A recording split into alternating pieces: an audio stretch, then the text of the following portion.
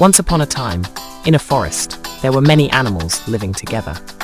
The wise old owl would hoot every night, guiding the other animals with its wisdom.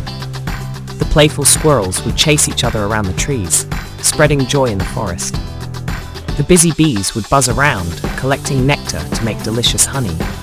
The graceful deer would prance through the meadow, their beauty captivating all who saw them. The mischievous monkeys would swing from branch to branch, always causing a ruckus.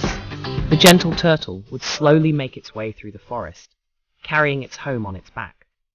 The majestic lion would roar, asserting its dominance as the king of the forest. The loyal dog would bark, always ready to protect its animal friends from any danger.